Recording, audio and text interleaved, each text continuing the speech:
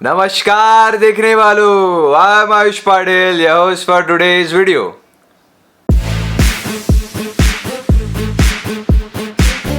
देखने वालों, physics strategy video पे आपका इतना जबरदस्त रिस्पांस आया है, वाह, दिल खुश हो गया। उसी प्यार और डिमांड पे चलते आज मैं आपके लिए मैथ स्ट्रैटेजी वीडियो लाया हूँ। लास्ट 5 साल के डेटा के एनालिसिस पर मैं आपको मैथ्स के टॉप वेटेड चैप्टर्स बताऊंगा और उसी के साथ साथ आप इन चैप्टर्स को कैसे क्रैक कर सकते हैं, कुछ टिप्स कुछ ट्रिक्स ये भी जरूर बताऊंगा।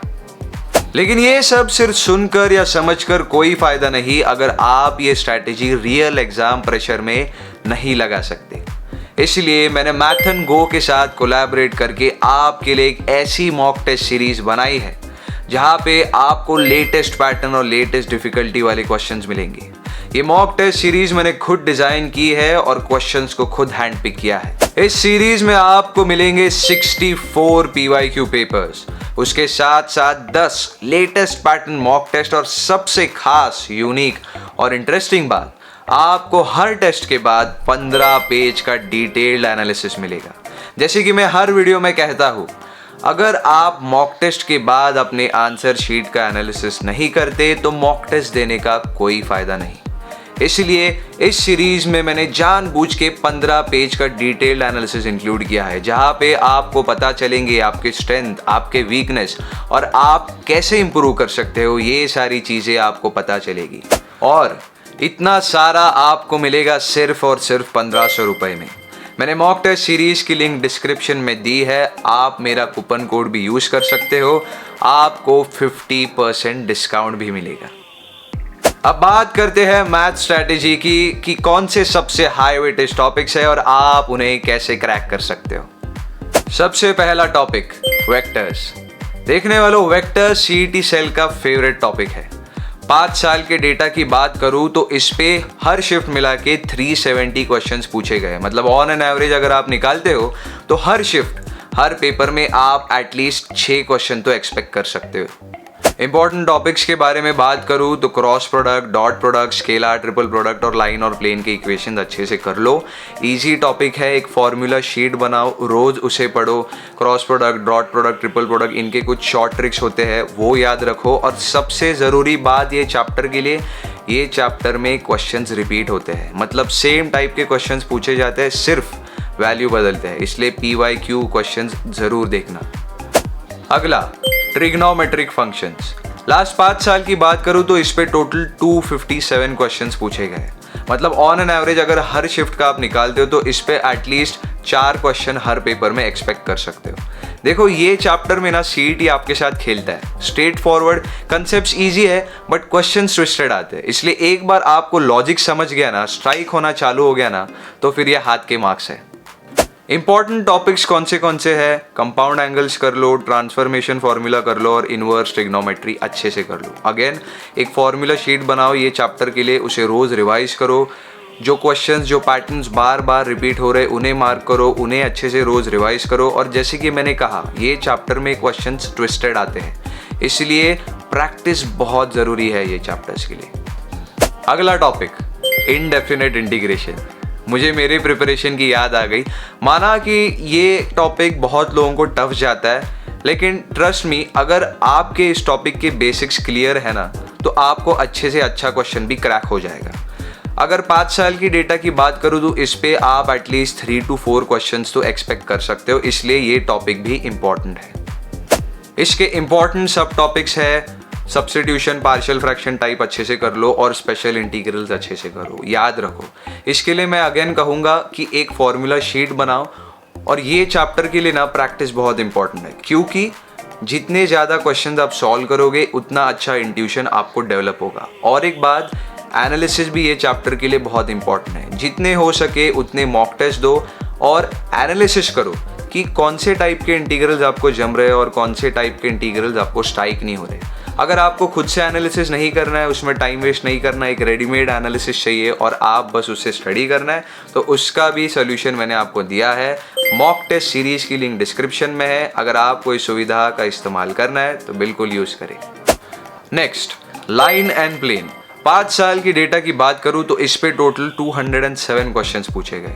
हर शिफ्ट हर पेपर में आप इस पे एटलीस्ट 3 क्वेश्चन तो एक्सपेक्ट कर सकते हो। देखो 3D का डर तो बहुत लोगों को होता है, बट ट्रस्ट मी CET में इसके डरने की बात बिल्कुल नहीं है, क्योंकि CET में इस पे डायरेक्ट स्ट्रेट फॉरवर्ड क्वेश्चन आते हैं। फॉर्मूला अप्लाई करो, छोटे कैलकुलेशंस होते हैं और क्वेश्चन सॉल्व हो जाता है। इसमें इंपॉर्टेंट टॉपिक्स कौन से हैं? लाइन इक्वेशन करो, प्लेन इक्वेशन करो, एंगल बिटवीन टू एंटिटीज उसके फॉर्मूले होते हैं वो अच्छे से करो, और शॉर्टेस्ट डिस्टेंस कर लो।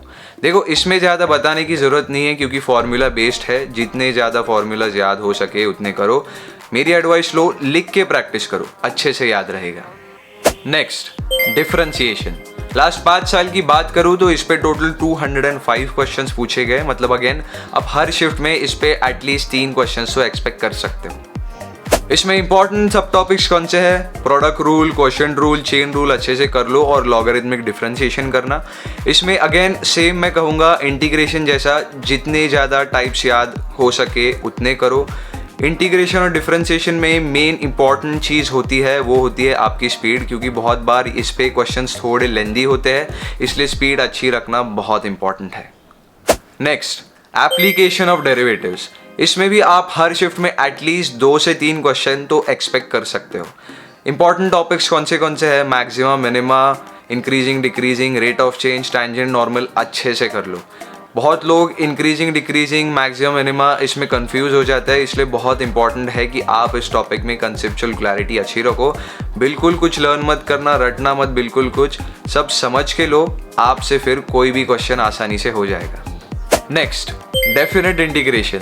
लास्ट 5 साल की बात करूं तो इस पे टोटल 126 क्वेश्चंस पूछे गए। मतलब हर शिफ्ट आप एटलीस्ट 2 से 3 क्वेश्चन तो एक्सपेक्ट कर सकते हो। इसके लिए अगेन मैं सेम इनडेफिनेट जैसा कहूँगा कि प्रैक्टिस की ज़रूरत है, but I think comparatively definite easy होता है, बस आपको लिमिट समझ आने चाहिए। इसलिए स्पेशल टिप ये रहेगी कि लिमिट्स का मैनिपुलेशन सीखो, कंसेप्चुअल क्लैरिटी रखो। लिमिट्स का मैनिपुलेशन कैसे सीखोगे? इसके लिए आपको ग्राफिकल मेथड से करना पड़ेगा। ग्राफिकल मेथड अच्छे से सीख लो, विजुअलाइजेशन अच्छा करो, हो जाएगा। अगला, प्रोबेबिलिटी। देखो प्रोबेबिलिटी पे आप एटलीस्ट 3 क्वेश्चन तो हर पेपर में एक्सपेक्ट कर सकते हो। प्रोबेबिलिटी बहुत लोगों के लिए टेरर होती है, लेकिन याद रखो CET प्रोबेबिलिटी को पसंद करता है, प्रोबेबिलिटी आपको कंफ्यूज करती है। बट टेंशन मत लो, इंपॉर्टेंट टॉपिक्स कौन से हैं? कंडीशनल प्रॉब्लम्स करो, इंडिपेंडेंट इवेंट्स वाले, बेयस थ्योरम अच्छे से कर लो। देखो प्रोबेबिलिटी के लिए आपको एक स्पेशल टिप दूंगा कि क्वेश्चन को ना बार बार पढ़ो, 3-4 बार पढ़ो, फिर जाके आपको सही से स्ट्राइक होता है कि एक्चुअल में पूछा क्या है और एक्चुअल में दिया क्या है। आपको पता चलता है कि एक्चुअल में प्रोबेबिलिटी किस चीज़ की पूछी है। इसलिए प्रैक्टिस और कंसेप्चुअल क्लैरिटी ये चैप्टर के लिए बहुत इंपॉर्टेंट है। Next, matrices and determinant. देखो ये चैप्टर बहुत लोगों का फेवरेट होता है और होना भी चाहिए, इतना इजी होता है। हर शिफ्ट आप इस पे 3 से 4 क्वेश्चन एक्सपेक्ट कर सकते हो। इंपॉर्टेंट टॉपिक्स कौन से हैं? डिटर्मिनेंट कर लो, प्रॉपर्टीज अच्छे से कर लो, इनवर्स यूजिंग एडजॉइंट और रैंक कर लो। इतना किया तो भी काफ़ी है। स्पेशल टिप इसमें यही है कि बहुत बार क्या होता है ना, क्वेश्चन इजी आता है तो हम लोग सिली मिस्टेक्स बहुत करते हैं, कंटेम्प्ट हो जाता है। इसलिए इसमें आपके आंसर चेक करो और स्पीड अच्छी रखना मैट्रिक्स के लिए बहुत इंपॉर्टेंट है। Last but not the least, differential equation. Last 5 साल की बात करूं तो इस पे टोटल 242 क्वेश्चंस पूछे गए। मतलब on an average her shift आप मिनिमम 4 क्वेश्चन तो एक्सपेक्ट कर सकते हो। देखो डिफरेंशियल इक्वेशन आपको तभी इजी जाएगा जब आप टाइप्स मतलब फॉर्म्स अच्छे से याद रखोगे। इंपॉर्टेंट टॉपिक्स कौन से हैं? वेरिएबल सेपरेबल कर लो अच्छे से, लीनियर और होमोजीनियस, यही 3 मेन इंपॉर्टेंट टॉपिक है। ये चैप्टर के लिए क्वेश्चन आइडेंटिफिकेशन बहुत इंपॉर्टेंट है। क्वेश्चन पढ़ के आपको आइडेंटिफाई करना आना चाहिए कि इसमें कौन सा टाइप या फिर फॉर्म अप्लाई होगा। ये इसमें बहुत इंपॉर्टेंट है, और ये कब आएगा? जब आप इसकी प्रैक्टिस करोगे। इसलिए प्रैक्टिस बहुत इंपॉर्टेंट है चैप्टर के लिए। कंसेप्चुअल क्लैरिटी है नहीं, प्रैक्टिस प्रैक्टिस एंड प्रैक्टिस। तो देखने वालों, अभी आपको पता है कि मैथ्स के कौन से हाई वेटेज चैप्टर्स है और आप उन्हें कैसे क्रैक कर सकते हो, कुछ टिप्स और ट्रिक्स के साथ। मैंने जो इन्फॉर्मेशन इस वीडियो में बताई है वो डेटा ओरिएंटेड है। लास्ट 5 साल के डेटा का मैंने एनालिसिस किया है, उस पर मैंने आपको ये सारी इन्फॉर्मेशन दी है, इसलिए मेरी इन्फॉर्मेशन ऑथेंटिक है। और एक बात, बहुत लोग मुझे DM कर रहे हैं इंस्टाग्राम पे या फिर कमेंट कर रहे हैं नीचे कि भैया डर लग रहा है, कैसे करे, क्या करे। इसलिए मैं सोच रहा हूँ कि काउंसलिंग भी शुरू करूँ या फिर हमारी एक व्हाट्सएप कम्युनिटी हम बना सकते हैं जहाँ पे मैं आपके साथ 1-on-1 जुड़ सकता हूँ। लेकिन मुझे आपका रिस्पॉन्स चाहिए इस चीज़ पे कि सही में इसकी ज़रूरत है या नहीं। इसलिए नीचे कमेंट करो कि आपको क्या लगता है, हमें 1-on-1 जुड़ना चाहिए या नहीं। तो देखने वालों, ये था आज का वीडियो। फिजिक्स और मैथ स्ट्रैटेजी के वीडियोस मैंने डाले हैं। अगर आप केमिस्ट्री पे भी सेम वीडियो चाहते हो तो नीचे कमेंट करो। अगर अच्छा रिस्पॉन्स आता है तो मैं केमिस्ट्री पे भी ज़रूर वीडियो बनाऊंगा। अगर आपको कोई डाउट है तो नीचे कमेंट करो या फिर आप मुझे इंस्टाग्राम पे भी DM कर सकते हो।